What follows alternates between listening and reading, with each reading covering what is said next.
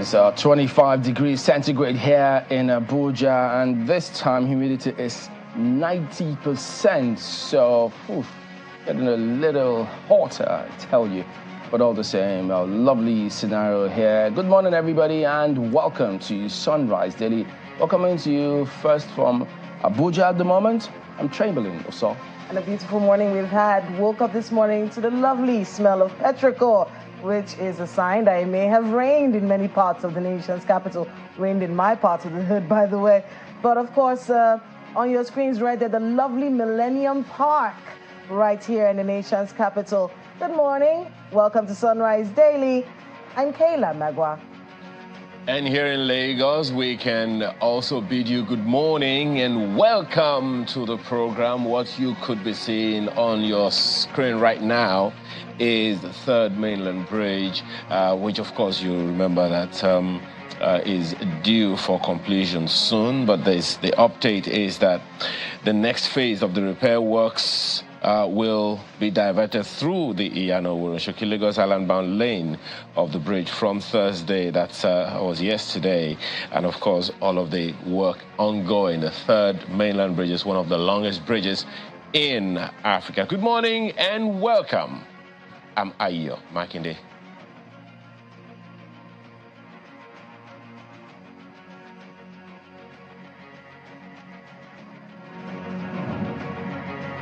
All right, so today will be a busy day in Benin City, the Edo State capital, because see this event that will be happening there. The People's Democratic Party will be holding their party primaries in preparations for the forthcoming governorship election.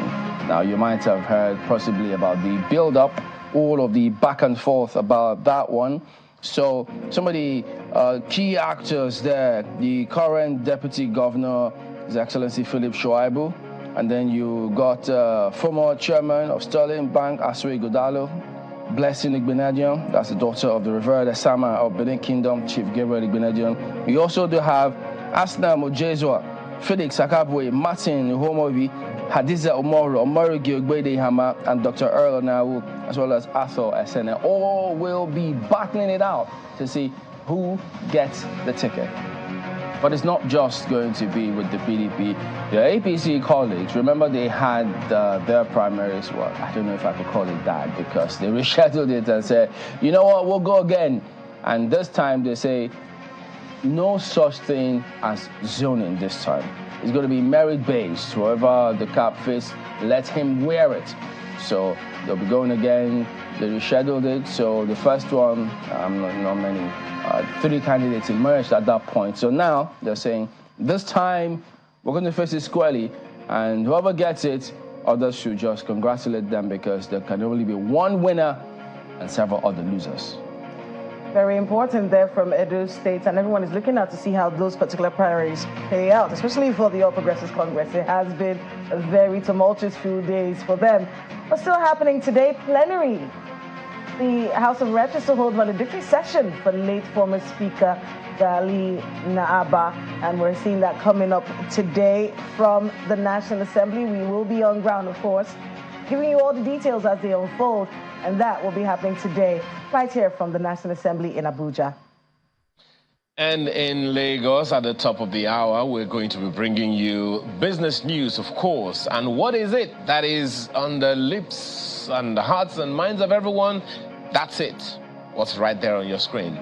Saving the Naira. That's at the top of the hour. But in the meantime, let's take you through some of the issues that the dailies are making important today.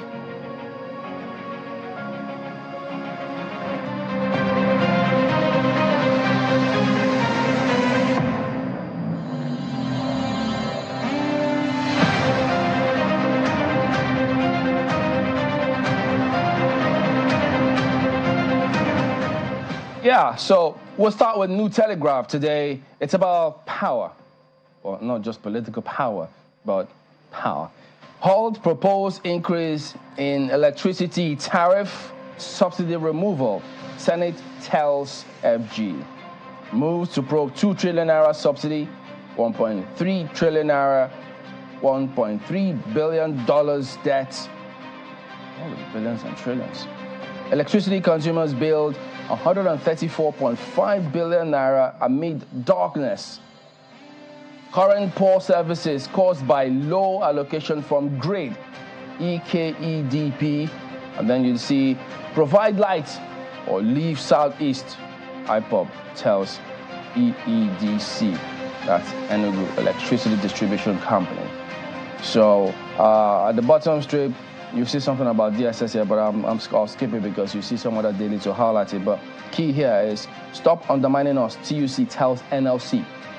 Yeah, I looked twice too when I read it. I thought I wasn't, seeing right. But this one is for you. It's at the bottom strip.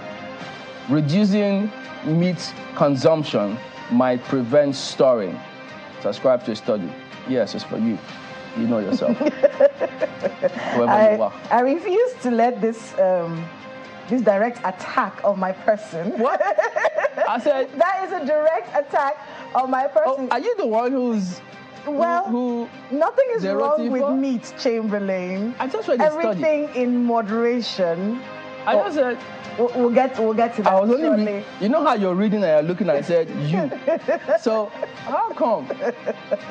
So it was you? Yes, it was me. Oh. And I accept it. I own this flaw with all of my heart. Okay. Let's move on now to the Guardian newspaper.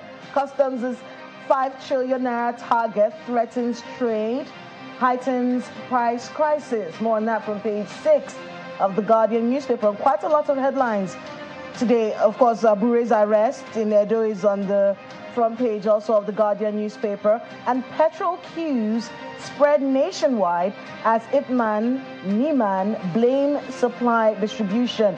More on that from page 6 of the Guardian. And of course, this story has been going around since yesterday. Also from the front page of the Guardian, Gowon urging ECOWAS to lift sanctions against Burkina Faso, Mali, and Niger. More on that from page 3 of the Guardian newspaper this morning. Well, I'm not going to get into that drama between the two of you. The Vanguard newspaper this morning is talking about the hardship in the land, and the lead story of the Vanguard newspaper. Hardship, DSS, NLC in face-off over planned protest. That story is on page 5 of the Vanguard newspaper today. And right above the nameplate, that same story you talked about, Kayla, Nigerians should give Tinubu more time, as ascribed to former head of state, General Yakubu Gowon. Find the details of that story on page 8 of the Vanguard newspaper this morning.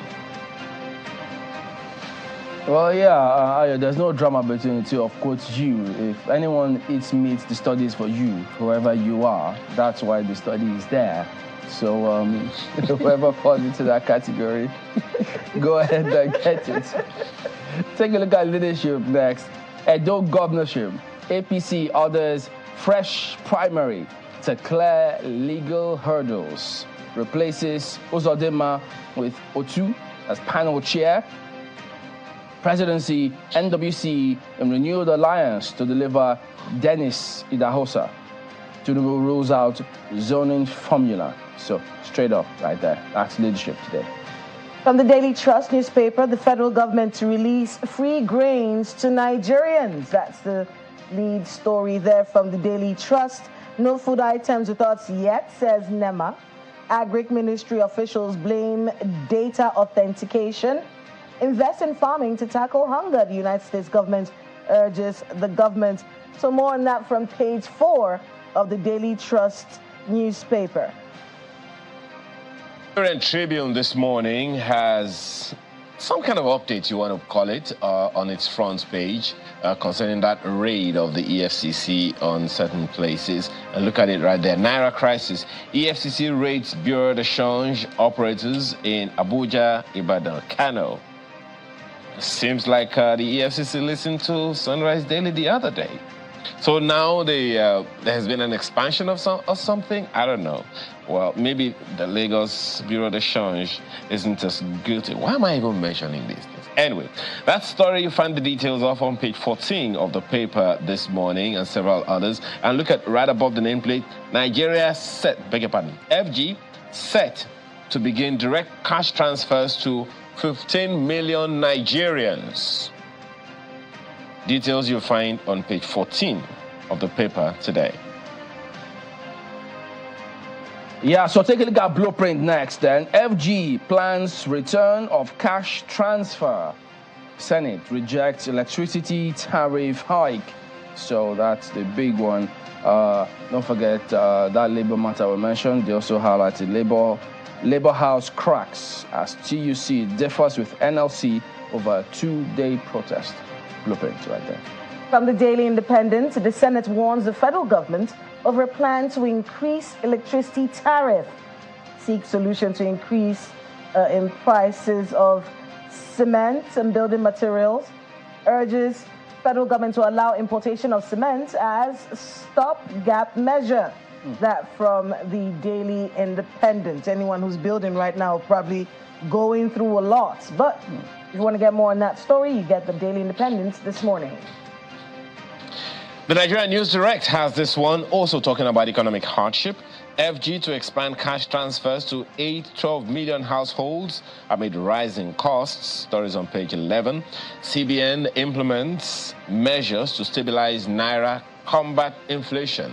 That's the lead story of the Nigerian News Direct today, as you can see on your screen right now, and a number of other stories. Now, right above the nameplate, blame game.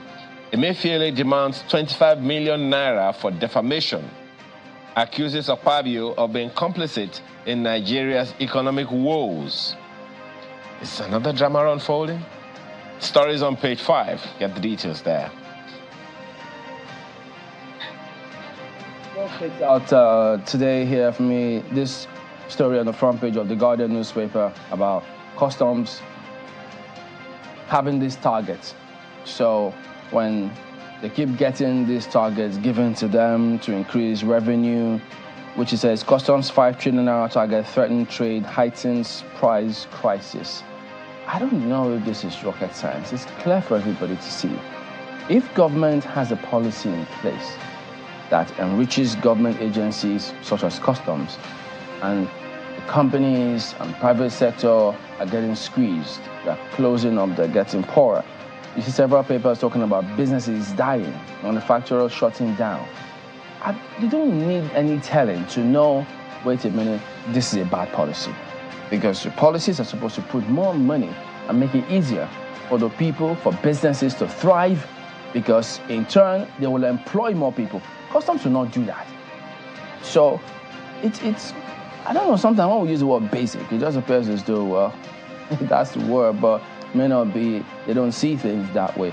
But look, for instance, at the ports, you have lots of goods and items, containers that are there that's not been cleared. Government says they don't have funds, they don't have money. So what happens if government says, okay, you know what, we'll slash the duties by 25%, come clear it. Isn't government going to have a massive rush of people going in there to clear those goods, and then you stack up cash where you can then transfer and use for other businesses?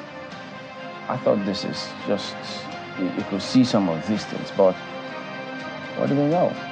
That's what we think they should be thinking about. Absolutely. What sticks out for me this morning really has to do with this headline from the Daily Trust newspaper. 2 weeks after President Tinubu's directive, the federal government yet to release free grains to Nigerians. And of course, we're seeing all the reasons why. No food items with us yet, says NEMA. And then, of course, Agric Ministry blames data authentication. And that is one area that really sticks out for me. Because how are we going to distribute these grains? Are we using the local government authority? Are they going to be sending names again? Are we going to go through that process again? Are we using the National Social Register again? What's the plan to get these grains distributed accordingly? The last time we saw that, people started hoarding. Yeah, you know, that question too came up at that briefing. So when NEMA says nothing is with them yet, well, they're supposed to work out the modalities. Yes. They can't give it to you if you haven't worked out the modalities to distribute. And as you also said, people raise concerns. How do they ensure equitable distribution? Have they worked all of that out? If they haven't, why haven't they? So that's perhaps might explain why. Is there an already existing template?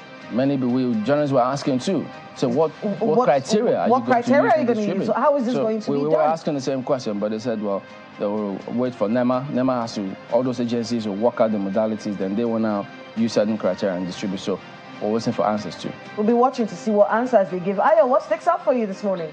Well, something similar to that, Kayla. That's cash transfer issue sticks out for me on the front page of the New Telegraph as well. So right now, the federal government is intervening in that one. The federal government is talking about grains being released. The federal government is also looking at cash transfers. That's the lead story, right above the name, beg your pardon, of the New Telegraph this morning. The question that I would want to ask is the same question that was raised by the president of the Senate.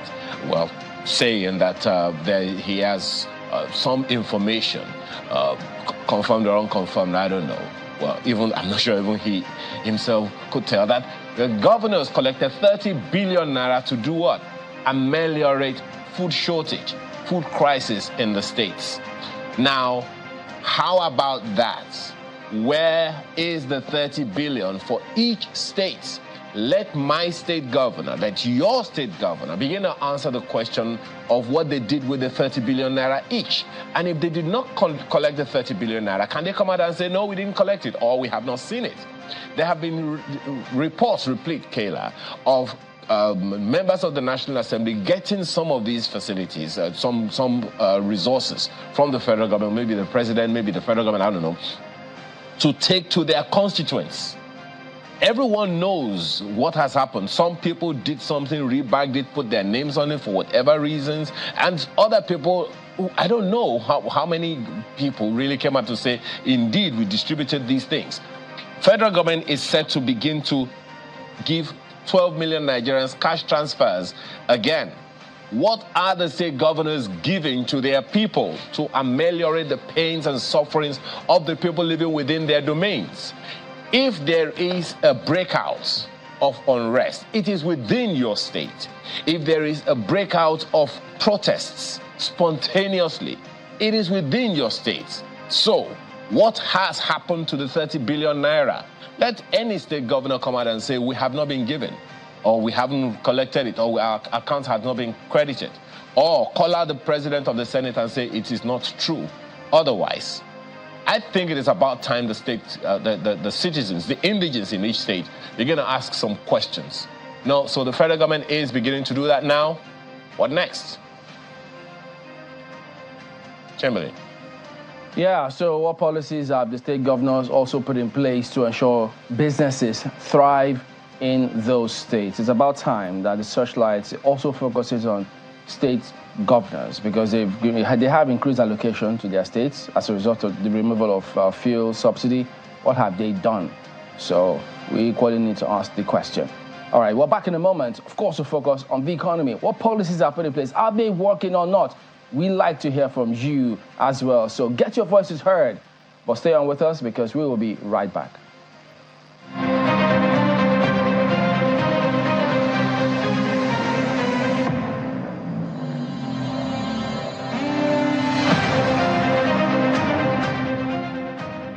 Order anything you want, and when you receive it, you celebrate with your whole body. Because when that tasty grilled chicken is here, the weekend starts. The ingredients for your favorite recipe just in time. And when the cake arrives, the party is on. Because receiving anything on Global deserves a dance. Download the app, order anything you want, and track it minute by minute until it arrives. Global, order anything, we deliver in minutes. In this era of recovery, ability to engage virtual stakeholders successfully could be a veritable source of sustainable competitive advantage. Embark on a transformative journey with Techsum's Effective Leadership in a Distributed World program. Join us from 9th to 23rd March 2024 for a dynamic 3-week online experience and a 3-day face-to-face session in the UK. This program will be delivered by illustrious Oxford-trained Professor Roger Dell's London Business School alumnus Professor Paul Griffith and Oscar-winning Ambassador Charles Crawford. Secure 25% early bird discount. Pay 2,407,500 naira for online and 7,864,500 naira for the UK and online sessions. Achieve, optimize, and win with Texum. For more information, email exec@texum.co.uk or call +44 7425 883791. Texum. Insights that inspire. Actions that change the world. Imagine lovely meals you can cook with these ingredients.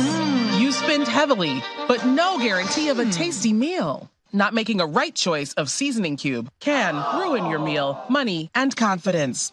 For a tasty meal, do not compromise. Choose Gold. Use Terra Gold for the rich, consistent taste your loved ones crave for. Good for soups, stews, and jollof. Terra Gold. 1 cube, endless possibilities. Welcome to the future of gold mining with Japol Gold and Ventures PLC, where vision meets innovation. We have a bold vision to become a major player in gold, copper, and lithium mining production and refining globally, with a commitment to investing over $600 million within the next 5 years. With continuous exploration of our strategic mines in Nigeria and other countries in the world, targeting production and measured reserve of at least 30 million ounces of gold by 2028, with a world-class gold refinery. Having already secured about 650,000 ounces of gold, presently worth about $1.3 billion in one of our gold mines, we shall scale up to 100 million ounces of gold in reserve and production on or before the year 2033. Japol Gold, a new dawn shaping the future of minerals mining in Nigeria and other parts of the world. Japol, partnering for results. With Glovo, you order anything you want, and when you receive it, you celebrate with your whole body. Because when that tasty grilled chicken is here, the weekend starts. The ingredients for your favorite recipe just in time. And when the cake arrives, the party is on. Because receiving anything on Glovo deserves a dance. Download the app, order anything you want, and track it minute by minute until it arrives. Glovo, order anything, we deliver in minutes.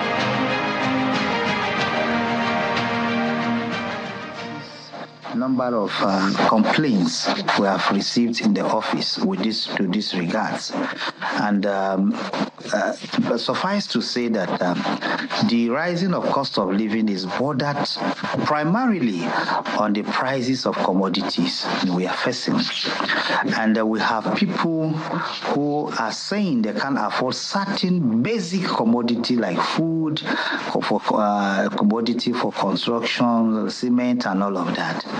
And what the Commission is worried about is that we have agents of government that are constitutionally backed with an act and are established to do what they are supposed to do. Public Complaint Commission is saying the pricing regulatory board must rise to the occasion. In no account should people just fix prices arbitrarily. The Act stated it very clear that at any point the Federal Pricing Regulatory Board fixes a price of commodity and an individual is found selling above the price, the Act states very clear to say the person will be in prison for 6 months. And if it's a corporate organization or a company, they will be in prison for 12 months without fines. It's high time government regulate what's happening. People cannot just sit and do anything the way they want to do it, and the masses are bearing the brunt. Issue of hunger has permeated our communities, casting a shadow of despair over many households. We must tackle this crisis head on, implementing sustainable strategies that ensure no one in Taraba goes to bed hungry. All right, so we'll be reviewing some of the policies and reactions. And this morning, we're joined by Dr. Isa Yuguda, who is the chairman, Board of Trustees for APC Professionals Forum. He's the former managing director, now Merchant Bank, former MD, Inland Bank, former Minister of Aviation and Transport, and former Governor of Bauchi State. Good morning. Thank you for coming on today. Good morning. So a number of the issues we speak about, I mean, the banks, the responsibility of governors, at least you've been there, so you shed some light for some of these matters for us. Now, looking at how the whole scenario is playing out at the moment, there's been, of course, you're keeping tabs as well, and heard lots of reactions from people. So for you, when you hear that complaint about the banks, the way the Forex seems to be nosediving, and their reaction about whether or not the policies are efficient, what comes to your mind? Well, I think before I come to that, my main concern is maybe the kind of bashing Mr. President is receiving. There's a misconception, of course, on the part of Nigerian public about this issue of subsidy. Because when it was removed, I think people are misunderstanding the whole thing. Because as far as I'm concerned, from my own understanding, the president, when he was sworn in, what he found on the ground was a budget that did not provide for subsidy. So the 2023 budget that was prepared by the executive and was presented to the National Assembly, there was no provision for subsidy after May 29th. So I'm afraid if anybody is to be, accused, that is, if after all, subsidy removal is maybe a sin, which is not. I have come here and I have justified why subsidy must be removed. And we can see it now reflecting in the revenue allocation of states and the federal government, and of course states. So that money, that difference that we're seeing now in the monthly revenue increase is the subsidy that was going into private pockets. The government is still subsidizing, at least to some certain level. So I must say that the president inherited a budget that did not provide for subsidy. So people should understand that. And we have to be sincere to ourselves, because this country belongs to all of us. And we have to speak our mind and speak facts as they are. Yeah, but so I must say that the National Assembly approved the removal of subsidy. And then it was signed and approved by the president. So the removal was more like subsidy was removed by the National Assembly of the Federal Administration, and then of course. So I feel that should be corrected. So, but part of the thing is, it was the handling of it. People thought, well, yes, he might have inherited a budget without subsidy because the former president only suspended implementing that part of the law that removed subsidy. So when the president came on board, it was when people thought it was the way he went about it. So if he went on during that day and said subsidy is gone, and then marketers interpreted it the way they wanted and went to town. So two things, or a number of things might have happened.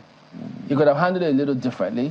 If he had gotten to the office and seen it, so maybe being in the same party with the former president, he couldn't have said, look, I met an empty treasury.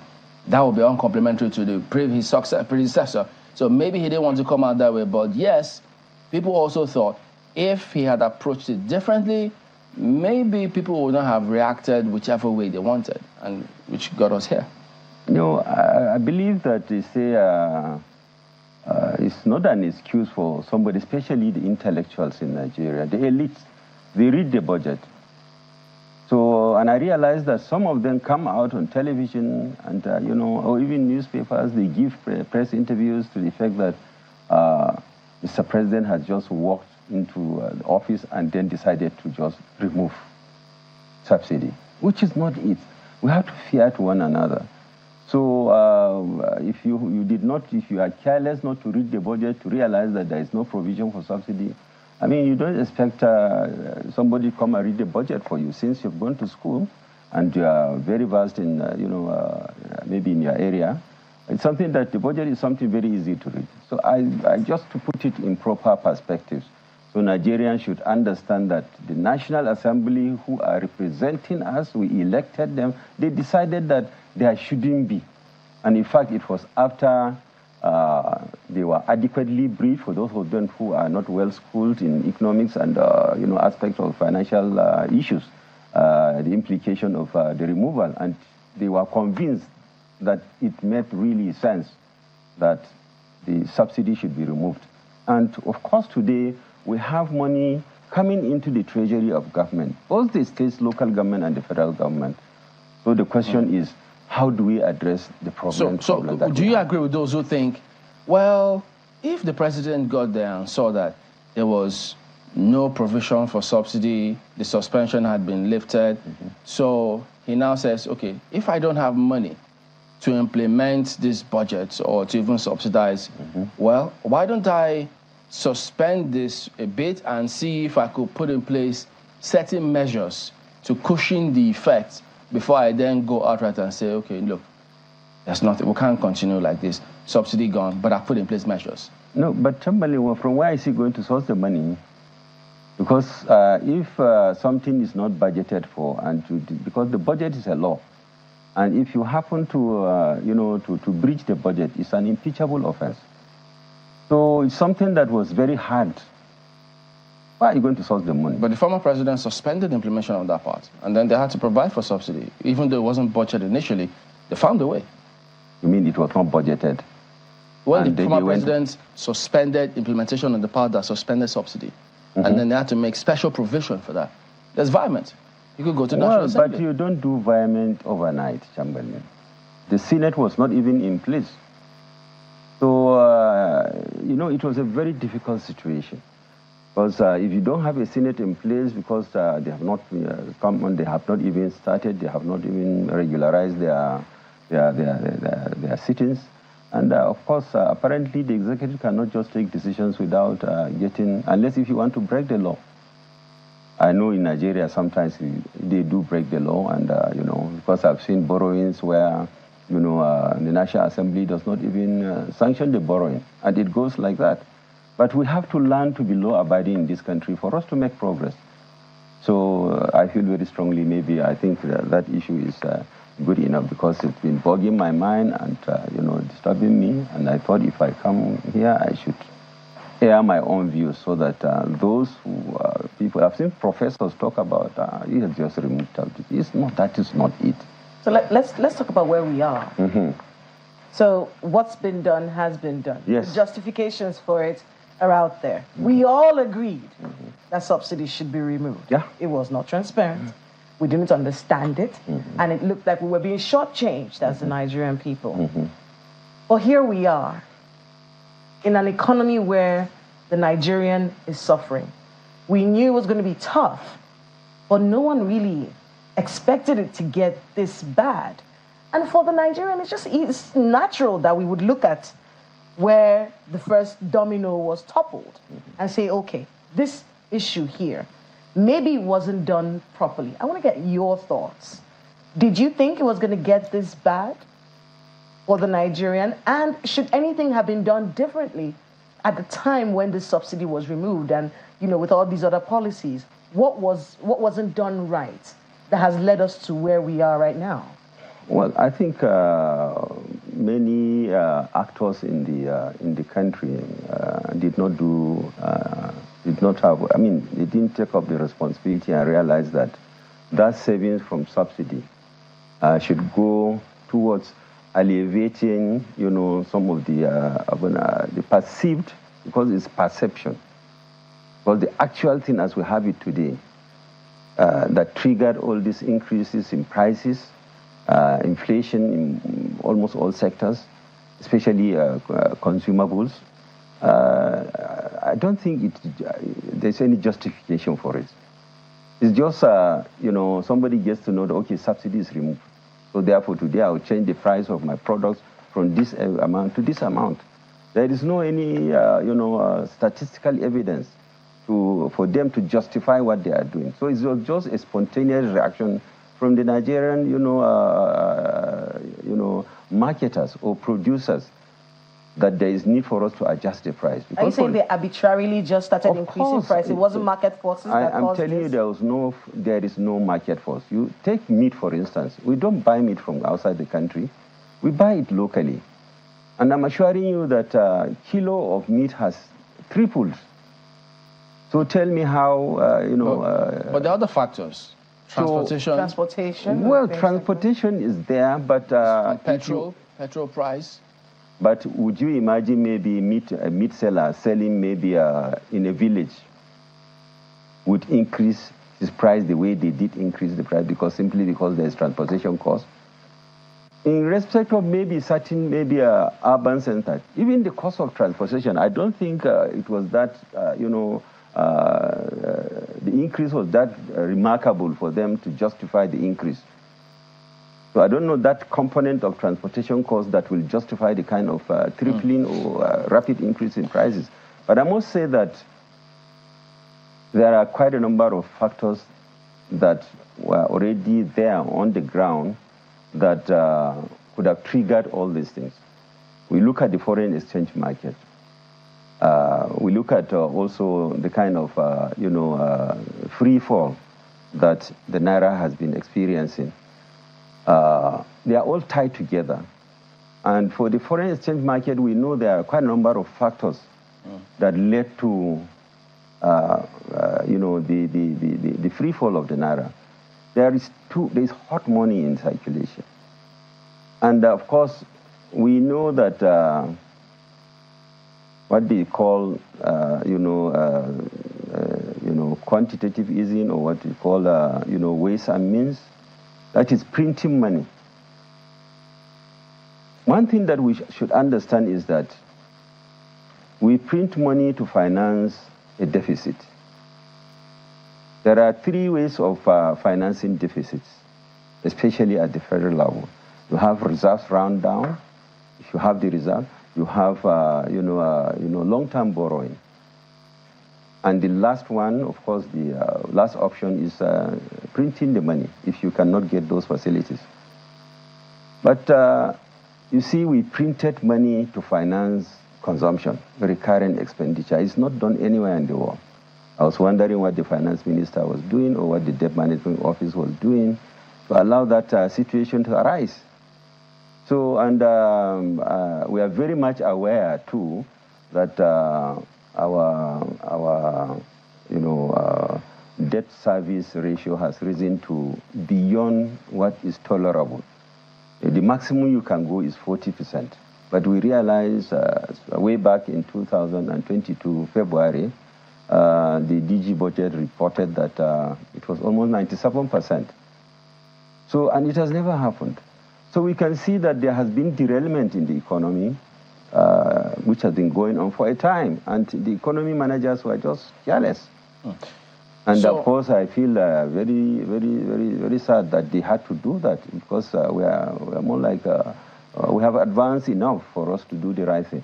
So all these monies were pushed into the market, hot money, and then we have also monies also that were released by central bank in the name of anchor borrowers. They went into commercial banking, which was not necessary.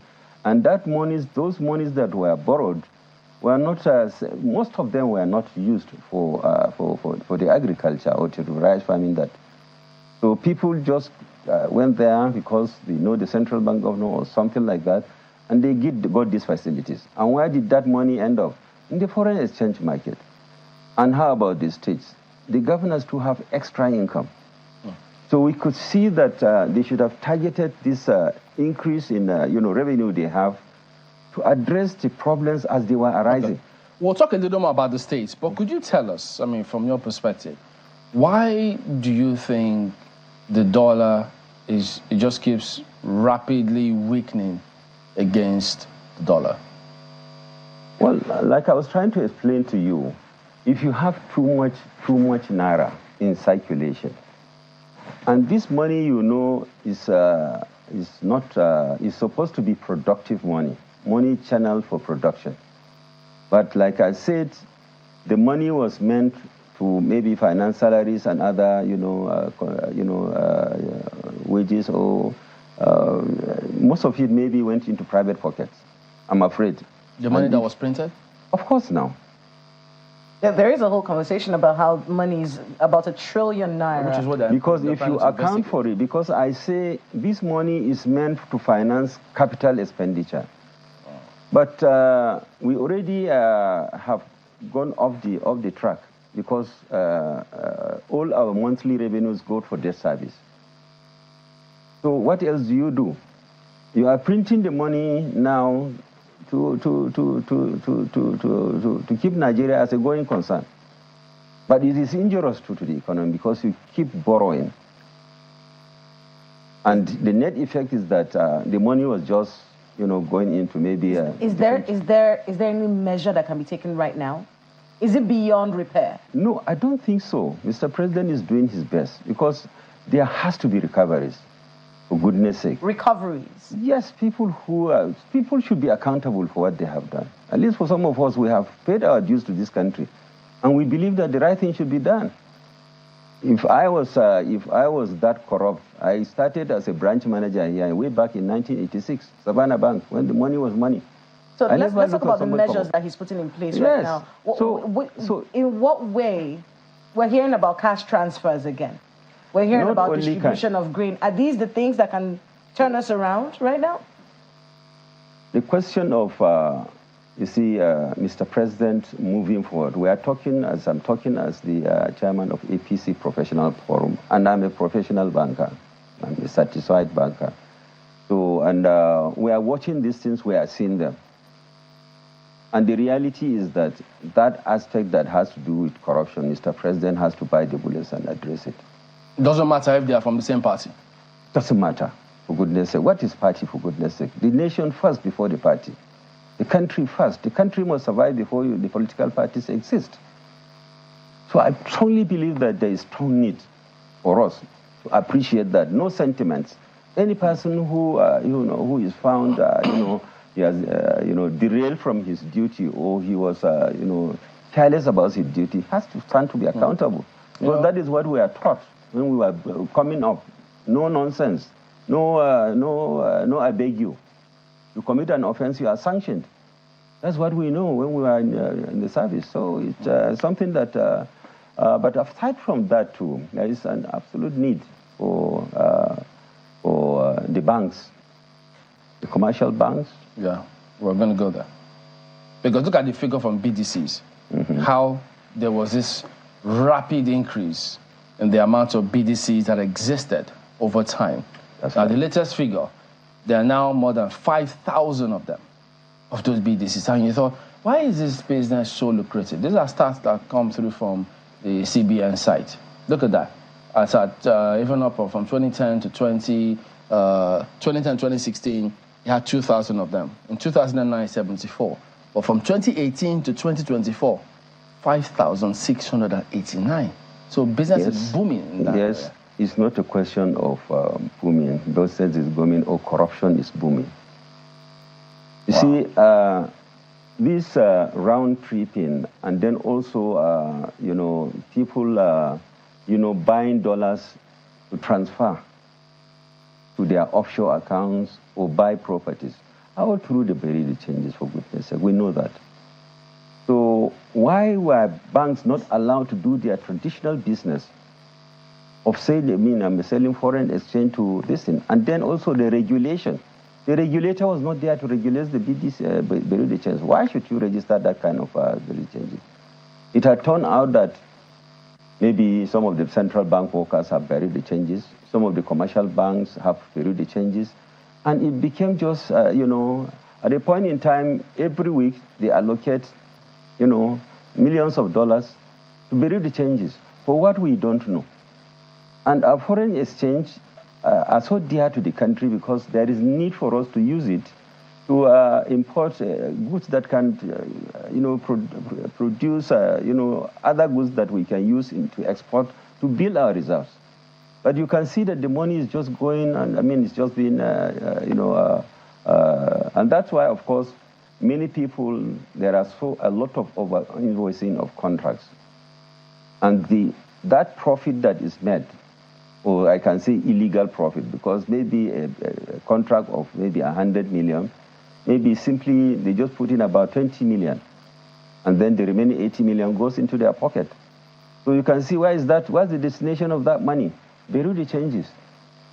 So it's in fact, some of them get the allocation and,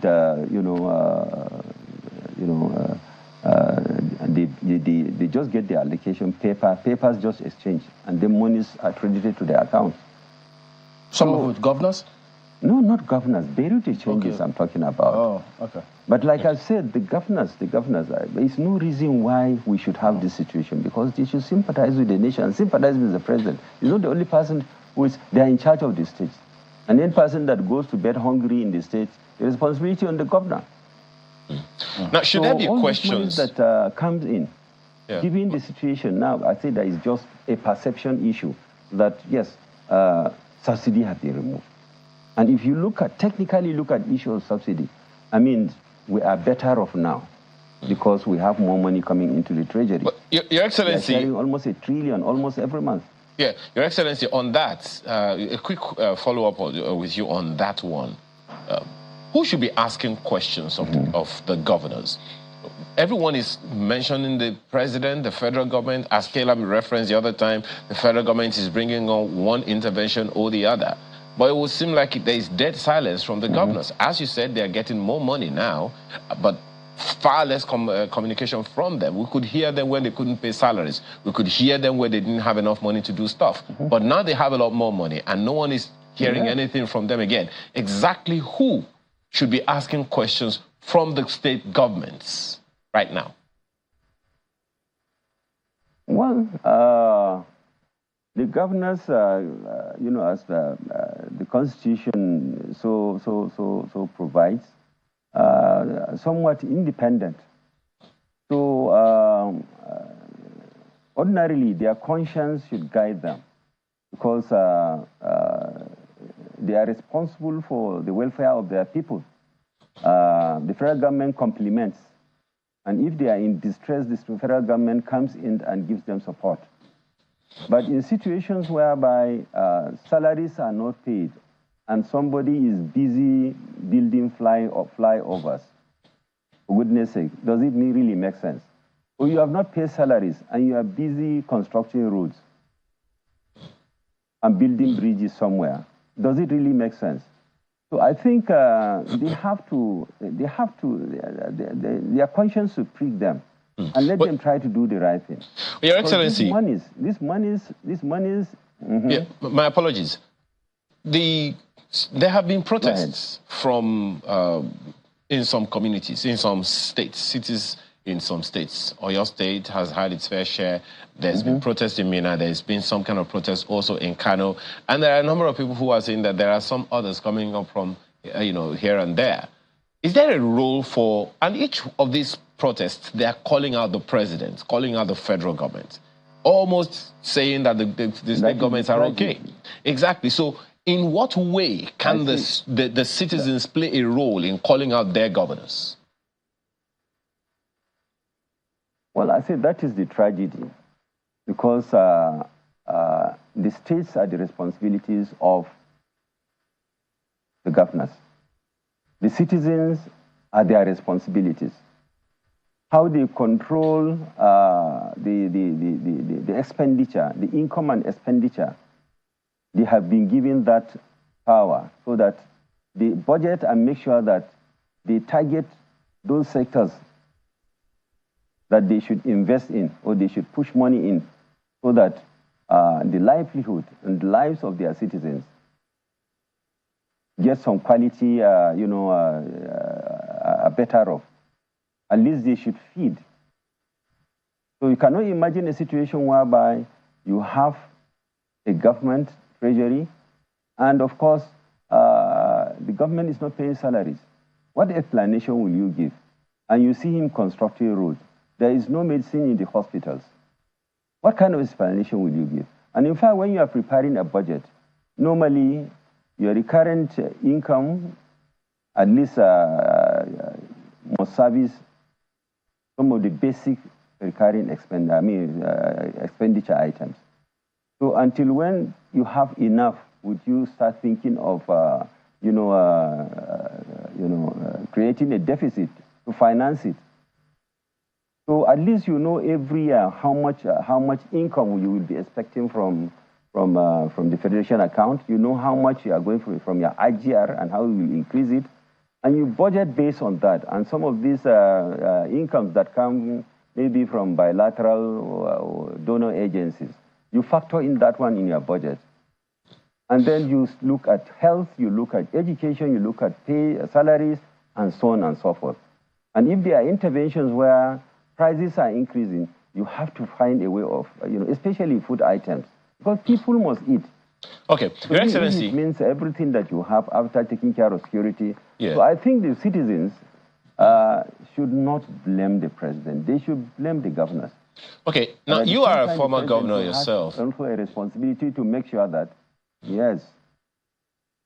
Well, just 1 second. Your Excellency, you are a former state governor yourself, so you know exactly where the shoe fits or pinches.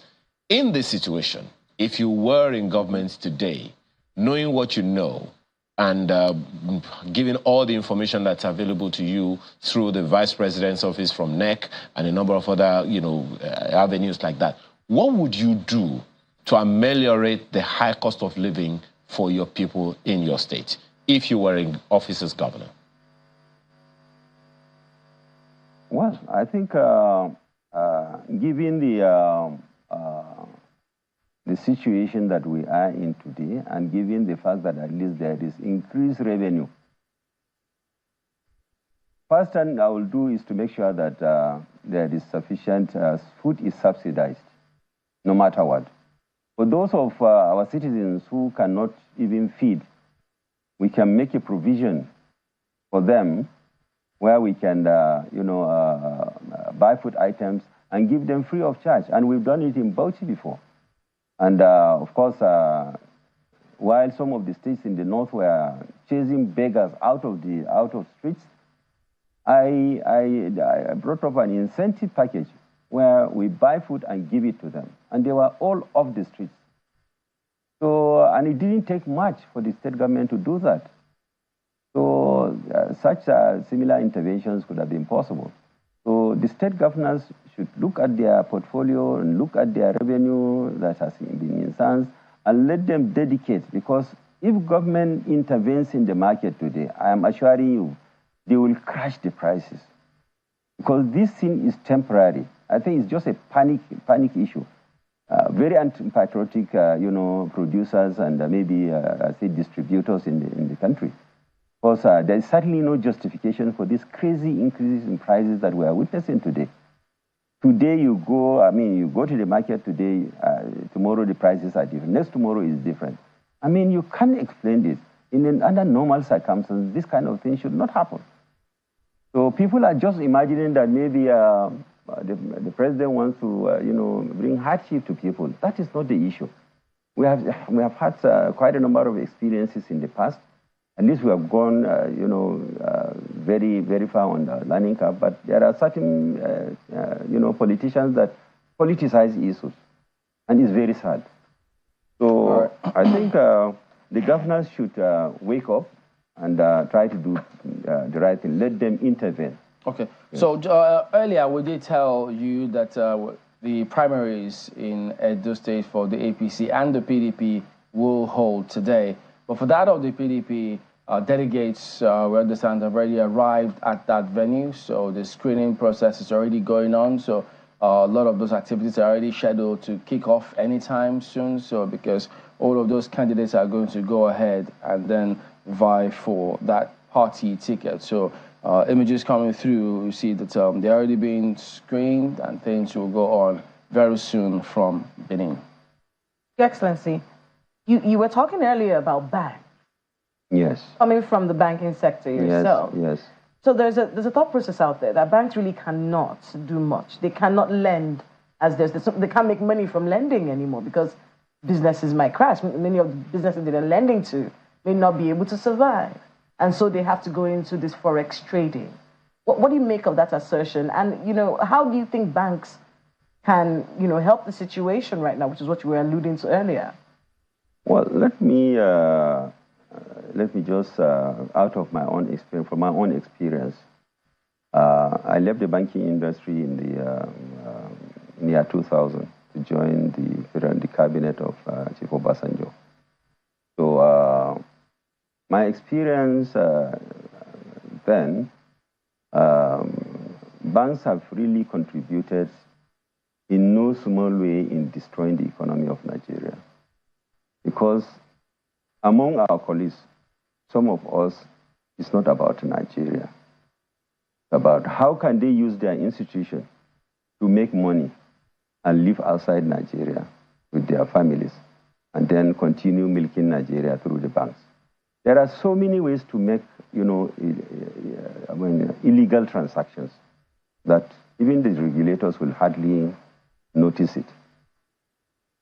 But financing of the real sector, if you look at the balance sheets of banks, the real sector financing maybe is just paper entries. If you go to the actual, if you do some forensic audit, you will discover that they just want to certify the regulators. But we are basically, traders. We are trading in money, almost all the banks, and trading in FX. And that's why I'm happy the central bank governor has taken, a position. See all those open positions where banks executives or bank CEOs, they amass, dollars in their balance sheet. Oh. They continue amassing it to the extent that, we deny the market the use of the dollars. All right, so I must say that banks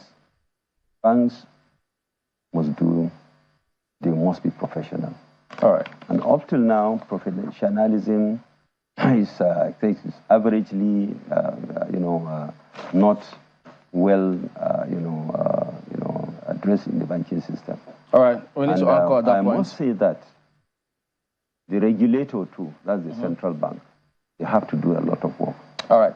Well, to thank you for coming on, Dr. Issa Iguda, Chairman, APC Professionals Forum, former Governor of Bauchi State, and former Minister of State for Transport and Aviation. So business will be coming up on the top of the hour, but don't go away. We will be right back.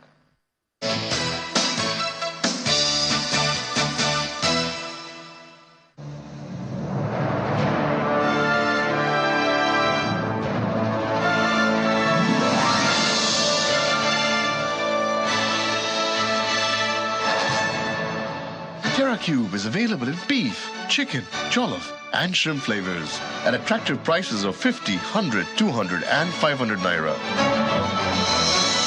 TerraCube or Rapjoy. Unleash taste. With Glovo, you order anything you want, and when you receive it, you celebrate with your whole body. Because when that tasty grilled chicken is here, the weekend starts. The ingredients for your favorite recipe just in time.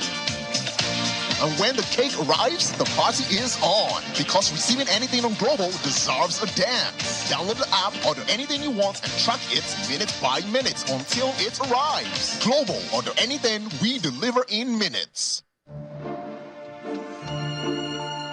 In a world hungry for goodness,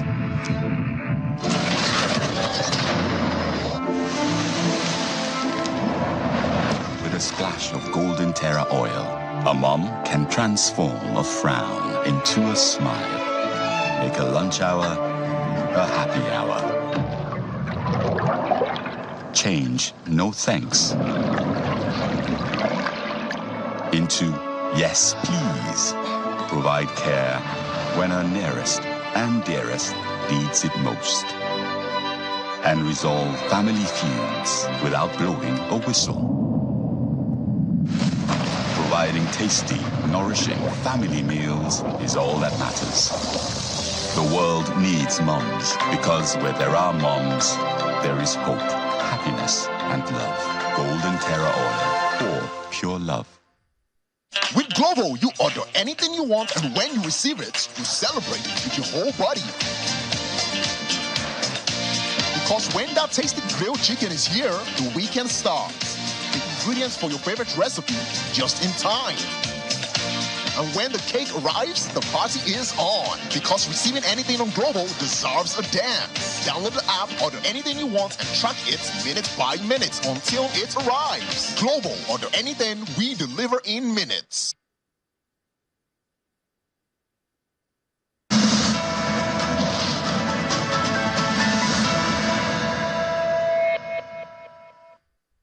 Good morning. Welcome to Business Morning on Sunrise Daily. I'm John McQuan. Yes, it's time to do business. The economy of Nigeria is not far off our lips. But let's start from the global space now. Oil prices rose for a second day on Thursday on expectations that demand in the United States, which is the world's biggest oil consumer, will improve as refineries try to return to service after outages.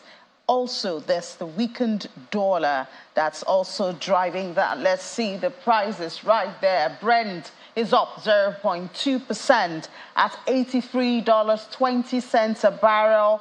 WTI for the United States is 0.2%, also in the green, $78.10 a barrel. Now let's look at the factors driving it. Crude stocks rose 7.17 million barrels in the week ended February 16th. This is according to the American Petroleum Institute. And then gasoline stockpiles also rose while distillate fuel inventories declined. U.S. crude inventories have climbed amid outage at large refineries that have left utilization rates at the lowest level in 2 years, though the plants are resuming output. BP's 430,000 barrel per day refinery, which is in Indiana, that's the largest in the United States Midwest, is set to return to full production next month after a power outage from February the 1st. Total Energies also 280,000 barrels per day refinery in Port Arthur in Texas is also working to complete a restart, though it's still operating minimal following a weather-related power outage. So we hope to see more supplies in the global oil market, and what that does, obviously, is to reduce prices. Still in the global space, but now for grain, U.S. corn futures fell to 3-year lows, nearing a $4 a bushel as an ample domestic grain supplies and strong South American crop prospects weighed on sentiment. Soybeans followed corn lower, retreating after rallies a day early, and wheat ended mostly weaker. Looking at the numbers, corn, there you go, down almost 2%, a huge drop. We see there 1.85 to settle at $4.11. I think we have soybeans also. That's also lower, 0.8% for at $11.60. That's for like 3/4 of a bushel. Well, corn futures said the tune. Some analysts attribute the sell-off in corn to commodity funds adding to their already large, while others cited selling by farmers in unloading grain stored from the 2023 harvest.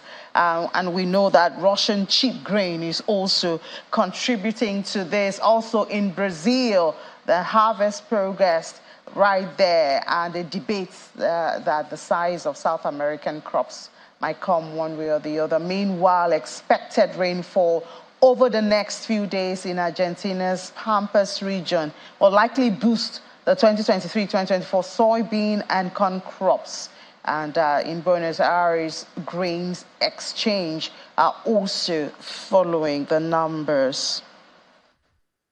Well, still talking about food, the United Nations World Food Program, that's the WFP, says that it is reviewing its local food procurement strategy and will only purchase food in Nigeria when prices become stable. There you go, our reality again. According to the WFP's country director and representative in Nigeria, David Stevenson, the decision comes as skyrocketing inflation in food prices pose greater stress on displaced population who are unable to farm. Mr. Stevenson also condemns reports of traders falsely attributing their goods to the WFP, reiterating that the organization's resources are dedicated exclusively to aiding the most marginalized communities. Well, still a hot issue in Nigeria. Bureau de change operators in Abuja have been reacting to the latest raid on currency dealers by officials of the Economic and Financial Crimes Commission, the EFCC, describing it as a welcome development. Well, the chairman of the operators in Wuse Zone 4 area of the nation's capital says that the association is ready to work with the government task force to stabilize the foreign exchange market. The federal government had set up a task team led by EFCC to clamp down on dollar racketeers in the country. The Wuse Zone 4 area in Abuja is a hub of currency trading as it houses several Bureau de change offices where customers and traders buy and sell foreign currencies. The area is dominated by these roadside currency traders, popularly called black marketers. Many of them often work for the Bureau de change operators who are licensed by the Central Bank of Nigeria. The licensed operators also have their offices in the same area. Earlier in the week, officials of the Economic and Financial Crimes Commission, EFCC, raided the area, leading to a clash as well as the arrest of some people. A few days after the raid, some of the traders are back on the road looking for customers. Although the EFCC is yet to comment on Monday's operations, a statement from the Commission says in part, the EFCC has raised a special task force in all its zonal commands for the enforcement of extant laws against currency mutilation and dollarization of the economy. A similar statement from the Office of the National Security Advisor confirms efforts by the federal government to clamp down on currency racketeering. The statement says, in a concerted effort to safeguard Nigeria's foreign exchange market and combat speculative activities, the Office of the National Security Advisor, ONSA, and the Central Bank of Nigeria, CBN, are joining forces to address challenges impacting the nation's economic stability. Thanks a lot. Thanks a lot. However, federal lawmakers believe their approach is not proper. On the foreign exchange, when I saw the video of what happened yesterday at Zone 4, I laughed and I cried at the same time. I laughed because in 21st century, a great country like Nigeria should not embark on such a thing. Nevertheless, the Bureau de change operators in the area welcome the actions of the government. As a registered and licensed operators of BDCs, we have our own saboteurs. They might come and we might not know. And maybe they are the ones that are making all these speculations. So we have our own speculators here that are making things very difficult for us. So we'll be looking for this opportunity. So for us now, like I said, it's a welcome development. For the people outside the market, we are advising them that they should please, because these dollars, there is no way it will be going up again. There is no way. We will try our best.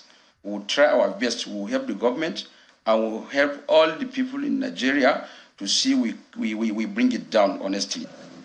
A financial expert, Mr. Paul Alaje, thinks the government can explore better options to tackle the current foreign exchange challenges. The central bank must urgently issue a circular that all operators, whether on the streets, in the room, in the bank, in an office, all dollar transactions must be digitalized. We will know if truly subnational are invading the market, because it will be practically impossible for you to do anything. That one, we will now know if round tripping is going on or not. The Nigeria currency has been on a free fall against the dollar and other foreign currencies, and the government is determined to stop the slide, especially because of the impact on the prices of goods and services.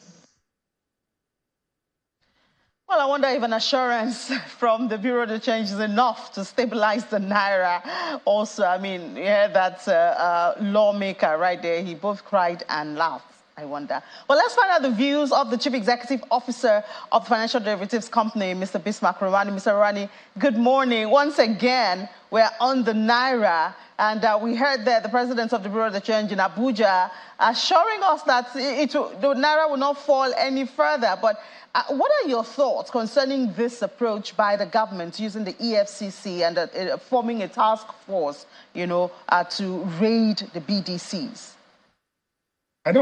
What is the offense that they have committed in the first place? I heard something about dollar racketeering, mutilation of notes and all that. Is that the problem? And I heard the BDC man saying that we'll ensure that the rate will come down. But they want to ensure that the rate went up in the first place. Markets work. When the supply is in excess of demand, the value of that currency appreciates. When the demand is in excess of the supply, the currency depreciates. This doesn't happen in other countries, raiding markets and all of that. It's not. You're only making it more difficult because there's what we call the illicit premium in a currency. Leave them to do what they want. A speculator can make money, and a speculator definitely can and will lose money. So what we are trying to achieve here is to get a currency that is misaligned from its fair value.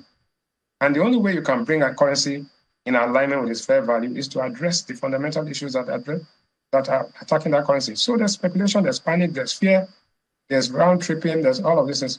Those are as a result of market distortions.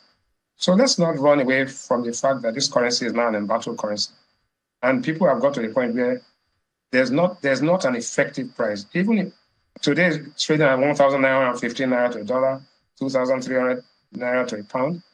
But when you ask for the currency, you can't find it because they do not know whether you're an agent or law enforcement agent or not. Allow things settle down, and the true value of the currency will emerge. Definitely, it's not 1,900 and 2,000, but out of fear, panic, and front loading of demand, we are beginning to see massive distortions. And look at what happened. The bond auction was undersubscribed. The treasury bill auction was oversubscribed.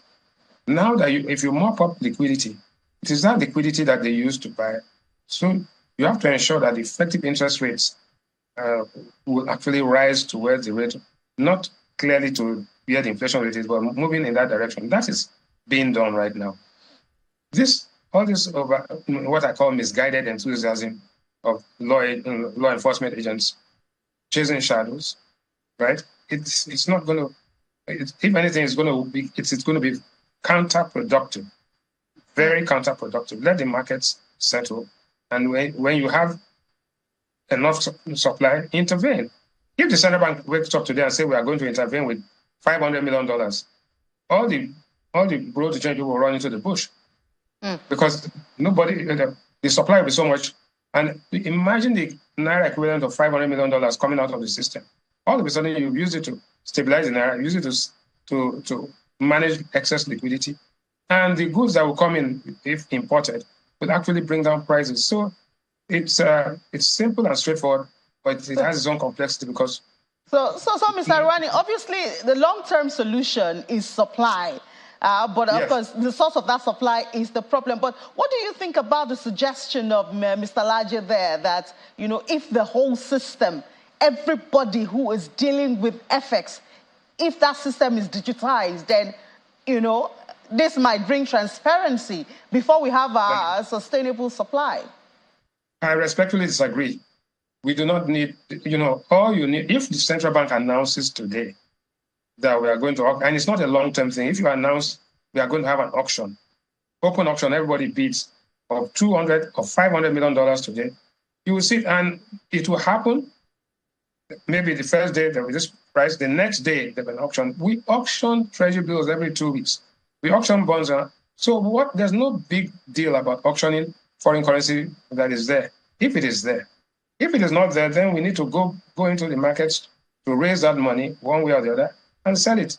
You do not, you intervene in your currency when it is misaligned. The misalignment can be transient, it could be structural.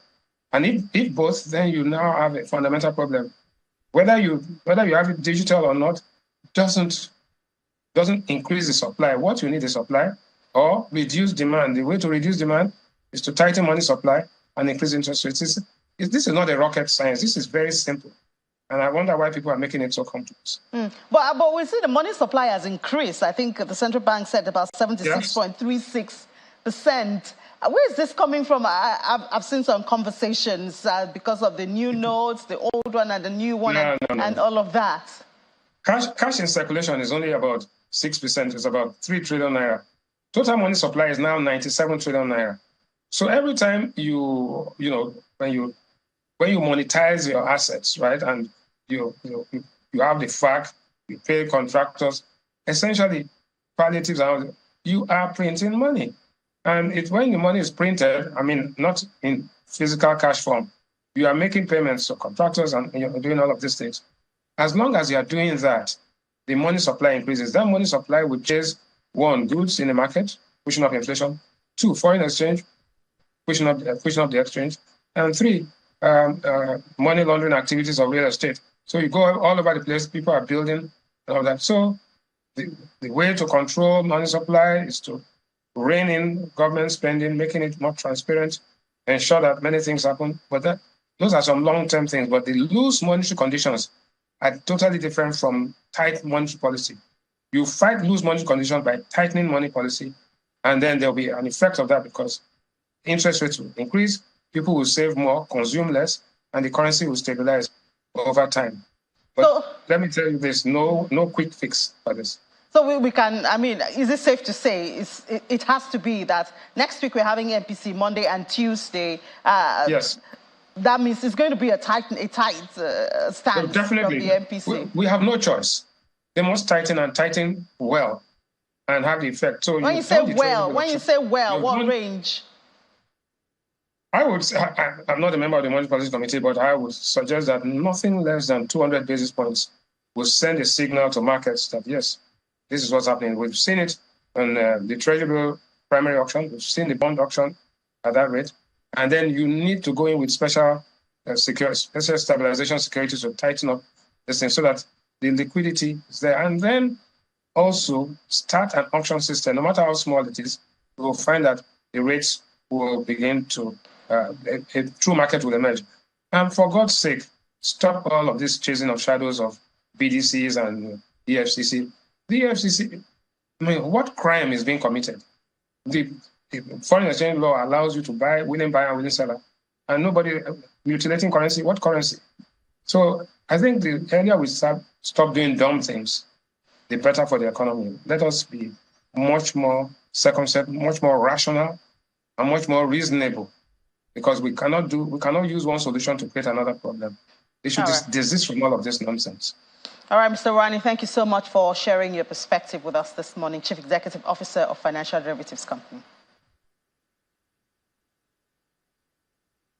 All right, one of the ways that the government today at different levels are trying to buffer and get more revenue is, of course, taxes. And Kaduna State has just recently increased its drive and introduced some new administrative strategies for increasing its internal revenue. We have joining us now to share some of that with us and some of the loopholes or observations they have made so far. The Executive Chairman of Kaduna State Internal Revenue Service, Mr. Jerry Adams, joins us obviously virtually from Kaduna State. Mr. Adams, good morning, and thank you so much for your time. Perhaps you should start by sharing with us when you started this new drive and how successful or unsuccessful it's been so far.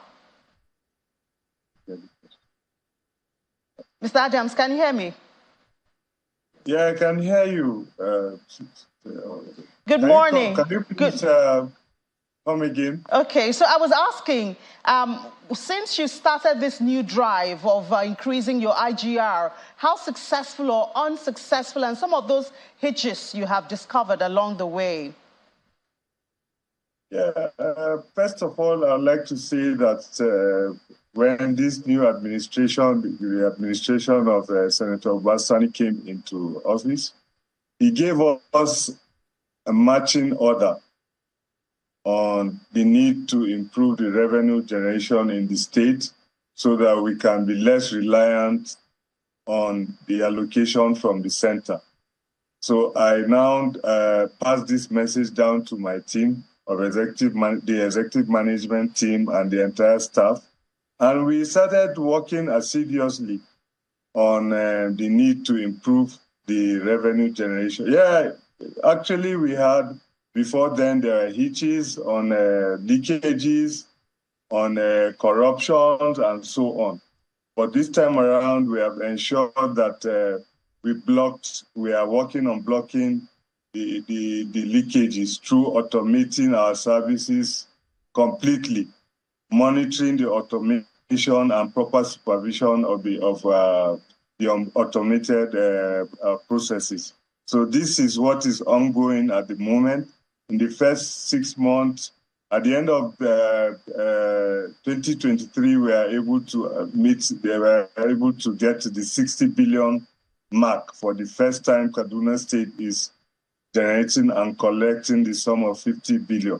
It shows that there is a significant improvement from where we are coming from. So, Mr. Adams, I mean, I'm kind of curious at this time. These are hard times for Nigerians, and this is when you're revving up your revenue generation, tax generation, from the same individuals who are finding it difficult. As a government, how do you balance this?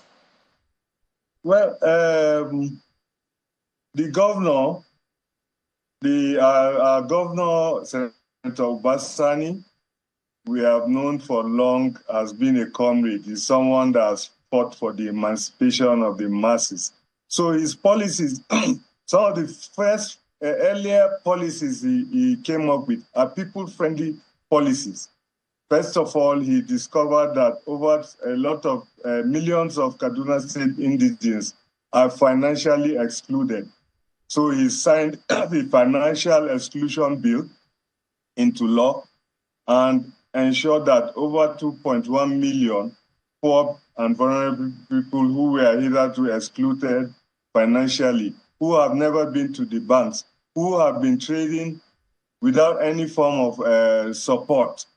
So these people were enumerated and were captured, and they will be given one form of support or the other.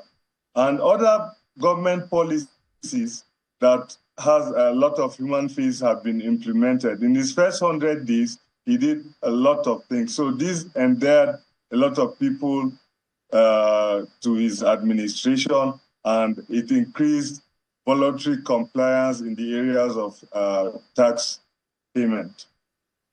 So we know that Kaduna Internal Revenue Service is the sole collector of revenue in the state.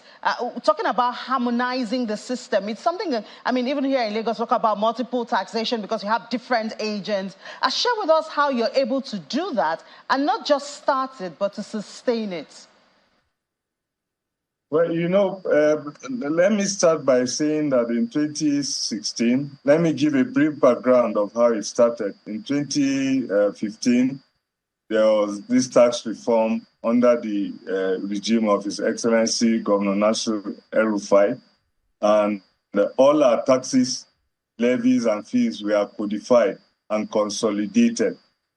And that brought about the tax Codification and Consolidation Law 2016, later amended in 2020. These laws provided the framework for what we are doing now, although we have improved on it significantly. And the collaboration between all the revenue-generating agencies, local government, and so there is active collaboration. We meet intermittently to look at gray areas, to look at areas where we are having issues with a view of resolving them. This has helped us a lot in these reforms and in this in the subject matter at the moment. So earlier you talked about, you know, the leakages, corruption, and we know that these are factors that take away trust in the system. A lot of people don't believe that paying tax is of any good. Now, how do you convict or convince your people in Kaduna State that indeed these leakages have been blocked, and show them that the tax you pay goes this or goes that? Because that would be a way to win their trust. Yes, okay. First of all, I'd like to tell you that we have developed a system where we have a self-service system where you can self-assess yourself and pay your taxes without interfacing with the revenue, with anybody from the revenue agency. So this has shown a lot of transparency. And like I said earlier, with all the projects that His Excellency has done in his first few days in office, it has given people hope to trust the government with their taxes. A lot of infrastructures have been built in a little time. So this has also helped in endearing the people, the populace of Kaduna State to the government. And a lot of sensitization is being done by the service.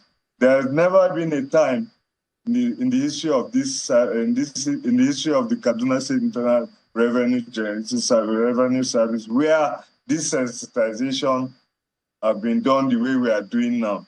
We are doing mass sensitization. We are sitting with corporate bodies. We are sitting with market women. We are sitting with all sorts of people to tell them what we are doing and why they need to pay tax, and to also educate them on that there's a symbiotic relationship between tax payment and development. If you pay your taxes, it will be plowed to build infrastructures, to improve healthcare, to build more schools, and to attract investors. And once we attract investors, a lot of job opportunities will be created,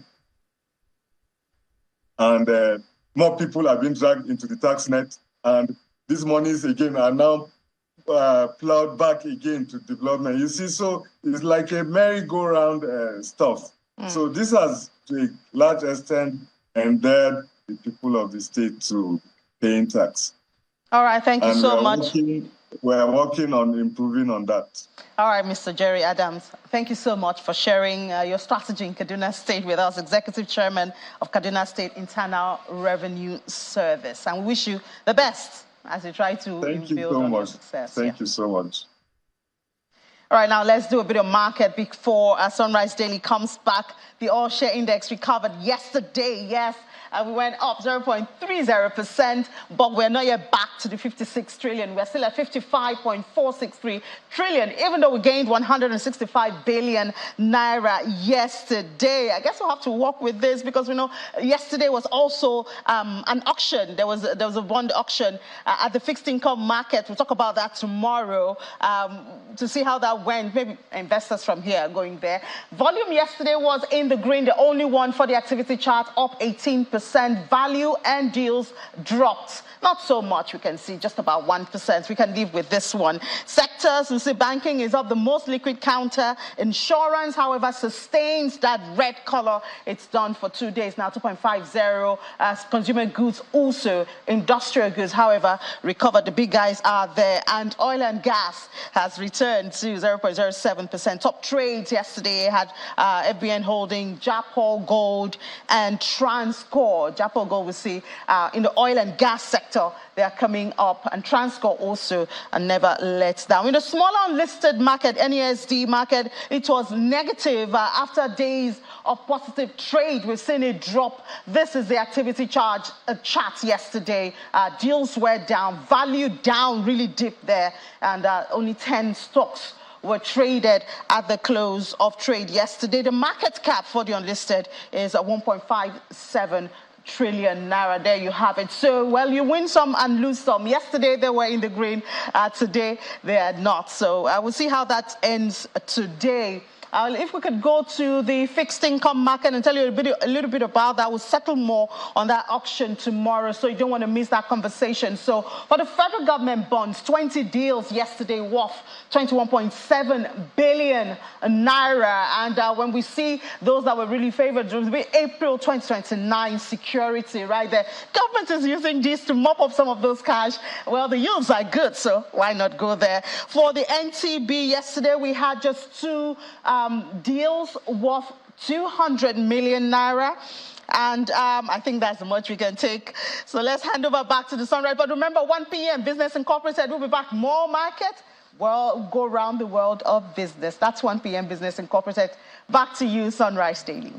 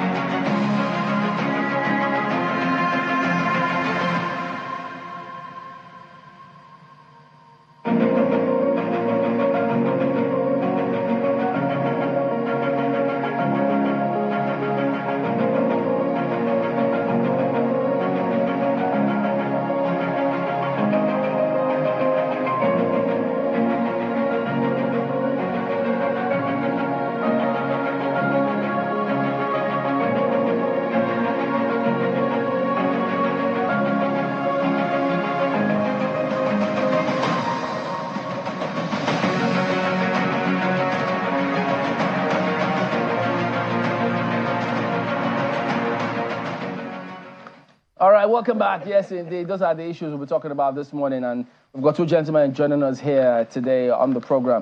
Laulu Akande, former presidential aide, and Olatubosun Abolarinwa, security consultant. Good morning, gentlemen. Thank you for coming on today. Good morning. Let me start with this call for state police. Mr. Akande, this is a call not just today. It's been on previously. And it appears as though, we don't even know what to expect. The last time they got to the assembly, and they fell through. But this time, who knows? Do you, from what you've seen, is there any telling? Do you think that this time they actually want to do things differently or see this through entirely, having been discussed at the presidency and the governor's level? Yeah, thank you, Chamberlain. So this is one of the, in my own view, the ways, a way that the APC can redeem itself. One of the major things that they offered in the change campaign of 2014-2015 is this idea of important and major restructuring, devolution of powers, of which state police is a big deal. So that, they're now finally coming around to doing it is a redemption, of a long-held promise. And I think, to your question, I think we should be hopeful because you have the president himself calling the governors and saying, look, let's find a way of doing this. So I think that we are on to a good cause. State police is around the corner. What kind of framework should we look at? Because if it's called state police, chances are that there could only be two layers, the federal, state, the police. But something that there's got to be a little more community. They have to have that template at the community level. Yeah. So without a doubt, so the state police part is to say that the state government, we have commanding authority. That means they don't have to wait for the Inspector General of Police to give orders in Abuja before stuff happens in their state. So that is the core thing. But of course, yes, there has to be at the local government level, even up to community level and stuff like that. It is part of the whole package because don't forget that the whole essence of state police is to have people who are conversant with the environment to be in charge and to have the authority to issue command. So I expect that we are going to have a multi-layered police force from the top to the bottom. How significant do you think this would be? It's going to be significant because looking at the current situation of the country, we have a peculiar problem. And this peculiar problem calls for the necessitated action on the part of the government towards ensuring that the country is well policed. Already, as you can see, the Kano State have Hisba, the Lagos State have LASTMA and LNS and several other ones. It did not just happen out of the blue. It happened as a result of changing in teams, changing in terms, and changing to crime and how we manage and fight it. Fortunately and unfortunately, it is a good thing that the presidency is now looking at it. I was one of the most excited person when I noticed that the governors are now called to do what some other state has been necessitated to do already. The most important thing we need to take into consideration is the fair point which you have raised, template, so that we don't go down the line that the national police has gone to and we're having problem today. Something must really be done, something must be put in place at the conceiving stage to ensure that the state police, the community police are actually coming to complement the existing policing system where people are going to get value for the money they are putting into the government. What was the unfortunate bit? Because you said fortunately and unfortunately. Yeah, there's an unfortunate bit. It's still part of us being African and being Nigerian. How are we going to use that? What is going to be Nigerian? What is going to, where, how are we going to use it? Will a governor like the former governor of Kogi State be able to use it to help his people or intimidate them? I mean, that actually brings us to the next part of this conversation, because we cannot ignore that elephant in the room. Is that too Yeah. There are two issues. I mean, we've heard the good side of state policing, closer to the community. They know the people. But there's an issue. Funding. How is the state police going to be funded? We're seeing state governments are not able to pay salaries, they're unable to even generate IGR. How are they going to be able to fund the state police? And who checks to ensure that they are not turned into the personal army of the state governor? Okay, that is why we cannot completely separate them from the existing system we have, and we need to really be careful as we proceed in the area of who check and balances the accountability. Somebody really needs to do that between the federal government, between the National Security Advisor and the Inspector General of Police. Something needs to be put in place. So some kind of structure that involves the federal. We have to be there. That is one. And secondly, policing is no longer free in the world. We need to stop deceiving ourselves. If you look at the Metropolitan Police, you will also see a product called Metropolitan Police Services. So the cost of transporting police, the cost of investigation, the cost of maintaining this nice uniform that you are seeing out there is actually come from somewhere. The system that is playing out now, that when you talk to some police officer, they tell you that they are buying their own uniform. When you look at the texture of the uniform some police officers are wearing today, you don't see uniformity. The quality is not really branded. It's not security coded.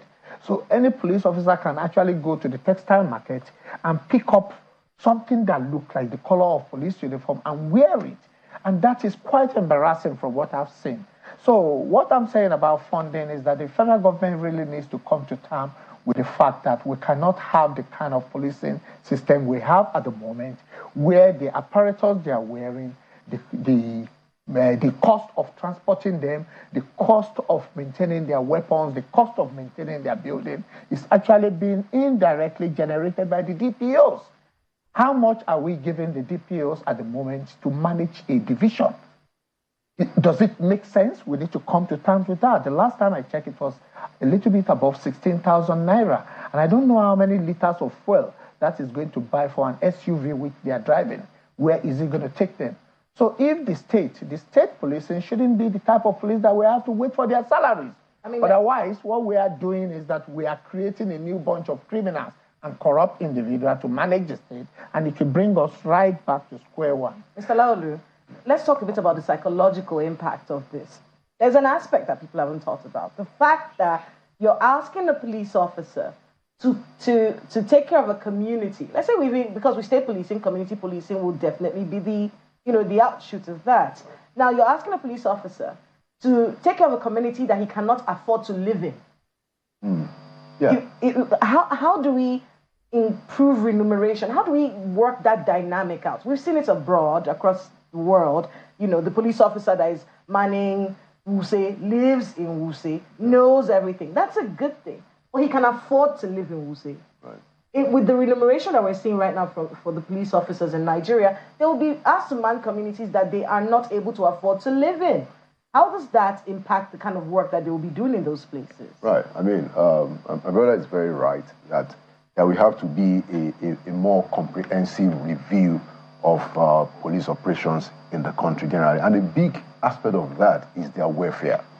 You know, clearly, it's not even dignifying. You know, you see a policeman and then the apparel is not really uniform. They wear all different kinds of shoes, you know, and that's just an insight. I mean, what he said about the DPO funding, you know, it's ridiculous. So I think what this opportunity has given us is another way to look entirely at the whole funding of the police. And I think what has to happen is that there has to be a little tweaking of the federal allocation formula. You know, I think that the states that will be having the state police have to get a little bit more funding, okay, from the federal government. Although, if you look at a place like Lagos State, they're already spending a huge amount of money right from the state. So there has to be a significant bumping up of the funding for the police that will cover not just their operations, but more importantly, their welfare. It's a very big deal. The thing about that is, I guess it's part of what will be discussed and how they should go about it moving forward, because even right now, they're getting more funds, the states.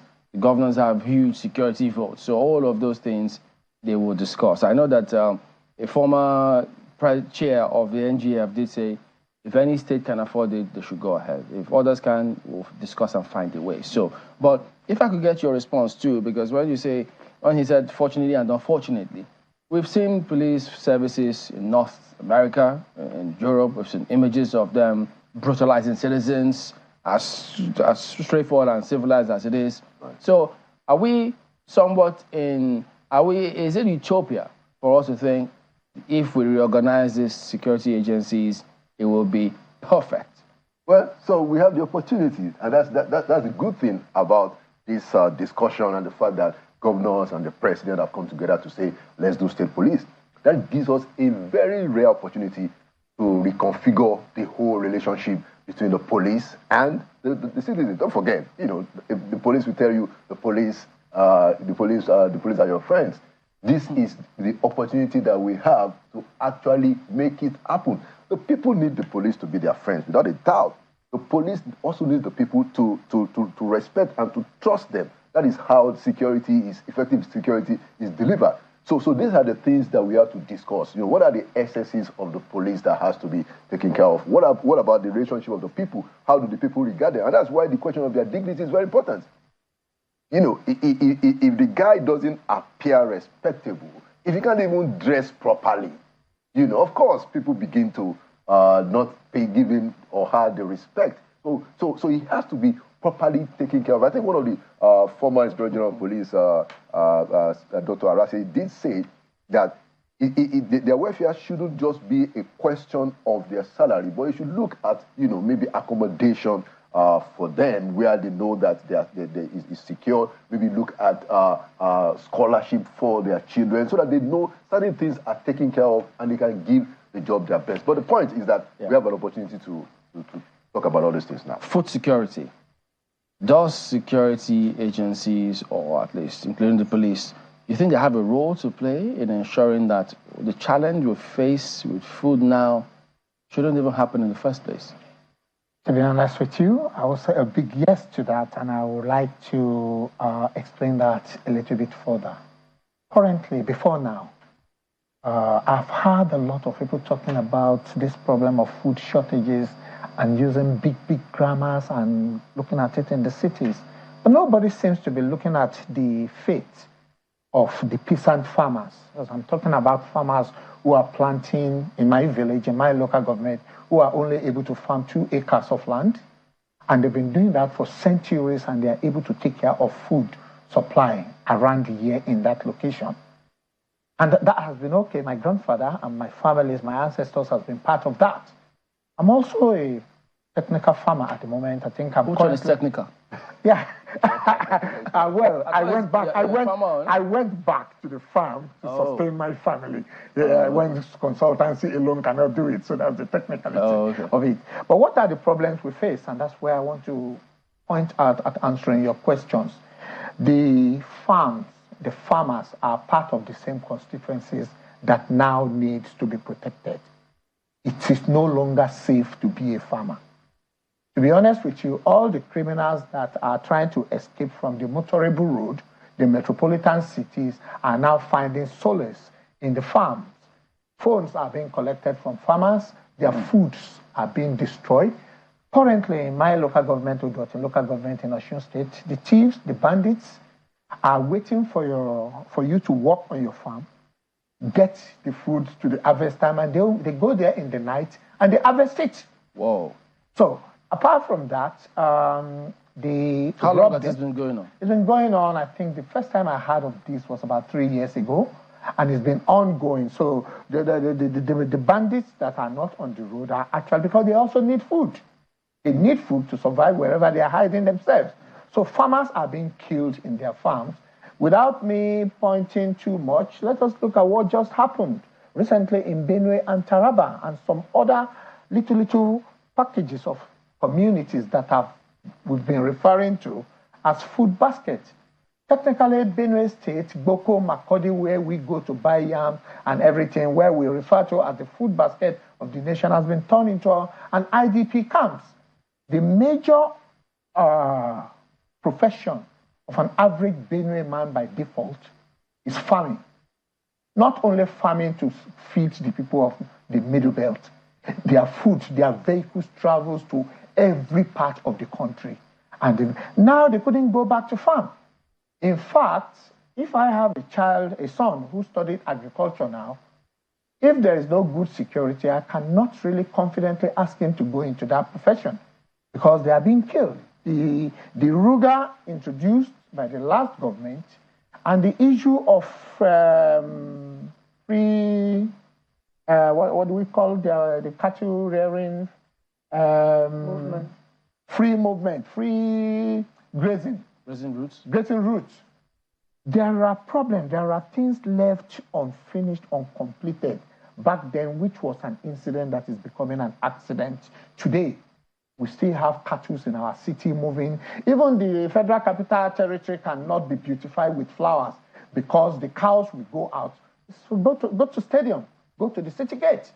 The queens and kings palms that they were trying to plant to beautify the place cannot just grow for the past 7 years because up till yesterday evening around 5 a.m., I saw cattle next to the patrol vehicle parked there. And nobody is able to do something about that. If that is happening in the metropolitan city, can we now talk about what is happening in the villages where sometimes where the farmer is farming does not have mobile phone masts for them to call for help? I know a lot of farmers that have lost their lives. I know a lot of people that are not willing to go back into the farm to create all these small packages of food that are feeding local markets for food to come. For goodness sake, I don't see the government silos anywhere. Well, these are, security agencies like the DSS and the rest can clamp down any group that plans to protest in the cities with alacrity, with precision. Yeah. So, are there chances that maybe DSS and agencies here, they have intel about these kind of things, and then they submit it to either the state government or the federal government so they can do something about it? Yeah. So, it's very heart-rending when you hear that farmers can go to the market, to the farms to do their job. Now, if you remember, during the Buhari administration, one of the major things, in my view, that was achieved but didn't get enough play was the National Livestock Transformation Plan. Now, I can talk about that because, the principal with whom I worked, the vice president, did tremendous work with the governors through the National Economic Council. Look, the important thing about that National Livestock Transformation Plan was that there was consensus across this country. The governors agreed. They had subcommittees. They visited the communities in different parts of this country. Okay? The committee, one of the committees was headed by Governor Umahi, and they came up with a consensus report, which is what we call the National Livestock Transformation Plan, essentially saying that, look, it's going to be ranching. You know, ranching is the way to do it. And the proposal was that the federal government should help the state in setting this up. As a matter of fact, I know that some of the monies were released, you know, towards the end. So we already have a solution to this problem, a negotiated solution. It's just sad that you haven't had an effective implementation. So that report is still there. Well, that's because, Mr. Laulu, there are dynamics at the state levels that need to be addressed first. It's a beautiful plan. However, like the former governor of Benue State said at the time, other governors said the same thing too. Also in that National Economic Council, there are underlying situations that need to be addressed. And those situations are historical. They have not been addressed. No. So the implementation of that plan is hinged on those negotiations. No, Kayla, so you missed the point. What I'm saying is that those dynamics have been, you need to read the report. And that's the whole point about when I said that there was a consensus. It took a while. Now, that is different from Ruga. A lot of people missed it with Ruga. As a matter of fact, you know, we had to come out when the Ruga team was saying that, no, this is not what, NEC wasn't talking about Ruga. We did a statement to say that this is not Ruga, a very strong statement. So those dynamics have been taken care of already. For instance, part of the proposal is that each state will determine on their own what kind of procedure or which of the plans they will, that addresses their situation. So the report was developed state by state, region by region, that meets the peculiarities of it. Look, the fact that you have all the governors, I sat in NEC, I sat in every NEC, you know, because the vice president is the chairman. Okay, so I had this argument, and I know that these matters were sorted out. The problem was a lot of internal contradictions with Ruga here and there. You know, but I perhaps one other way of putting that, Mr. Akande. Let's fund NLTP. Yeah. Well, Mr. Akande, perhaps one of the issues that a number of people either talk about or refuse to talk about concerning that particular issue you just raised now is the politicization of the entire conversation. So leading me to this question, and this question is for you and our other guests with you there. You know, we're talking about, you know, living conditions generally. And the question that comes to my mind right now, going by what you have said, both of you have said so far, is issue of patriotism. How patriotic or not are the issues that are coming up as a result of some of the, you know, misgivings that so many people are ascribing to a number of things that's going on? This living standard imbroglio, crisis that we find ourselves, this food crisis of a problem, the price gouging that some people have also alleged. How much of patriotism exists or is lacking in the entire conversation? Let me begin with you, Mr. Akande. Well, I mean, that's a very significant question that you have raised, because it's so broad that, you know, you got to say, in my view, I think that we can have a lot more patriotism in our country. Clearly, you know, beyond just mouthing, you know, the stuff. Because if we had to be a little bit more patriotic, especially the political elites, and that is what is really important. The political elites have to be a little bit more patriotic, a little less selfish in looking at these problems. Look, many of these problems are not rocket science at all. You know, so don't let's appear to suggest that, oh, the problems here are so Herculean. No. A lot of the times is the question of putting personal, private, individual interest ahead of the public good. So in a broad sense, you know, if I may, look, we can do with a lot more patriotism. And the challenges that we face, including this food crisis, including the living minimum wage stuff, they are not difficult to sort out. So for instance, the minimum wage, or living wage, is common sense. It's common sense. If somebody is going to get a salary for a job done, you must ensure that that salary delivers a livelihood. When we give salaries that is not going to deliver a decent livelihood, what we have done is that we have given license to these people to sort out themselves.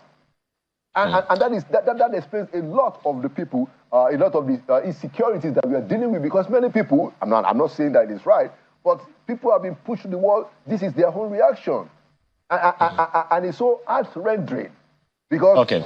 Mr. Akande, that's noted. The average, the common man, should not be the subject. Please hold on now. Let me get this point in 10 seconds. Okay, go ahead. The average worker should not be the one to suffer for the errors or the inabilities or the failure of political elite. Okay.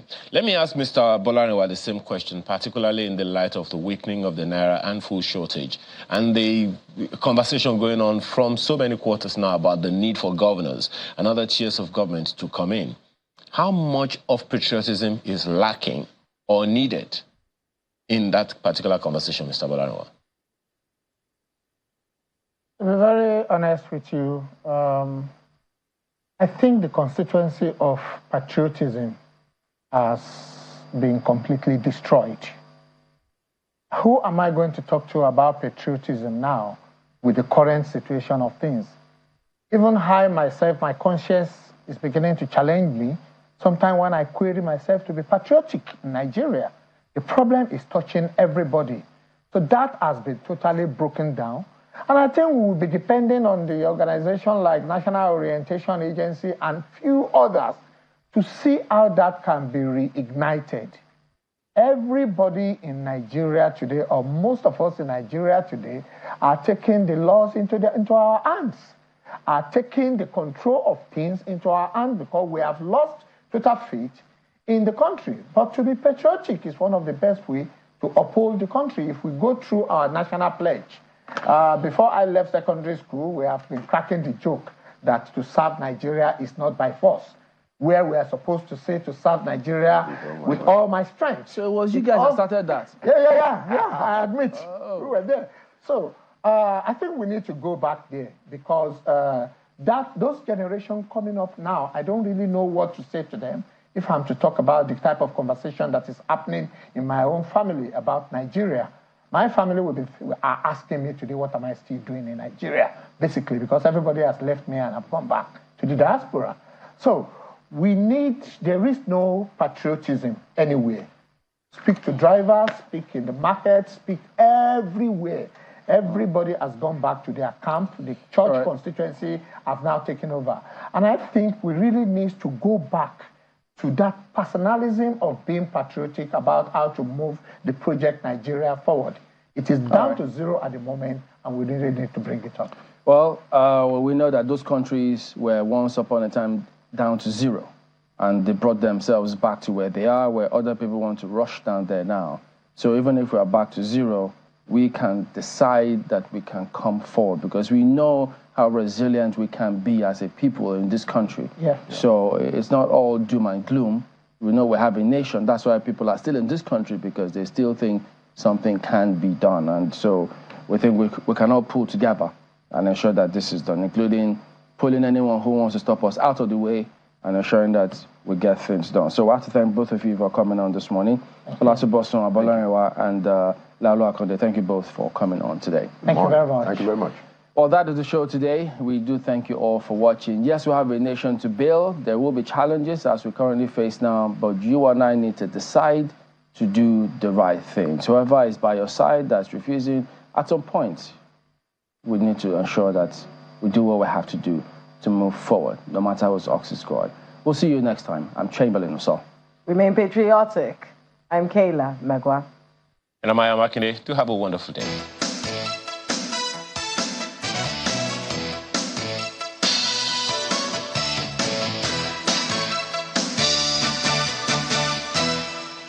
Labour Party, who's your guy? Now Olumide Akpata. My good people of Labour Party for Edo State, I hail you now. Now, una guy, Olumide Osaigbovo Akpata, Oludi de Pankuna for all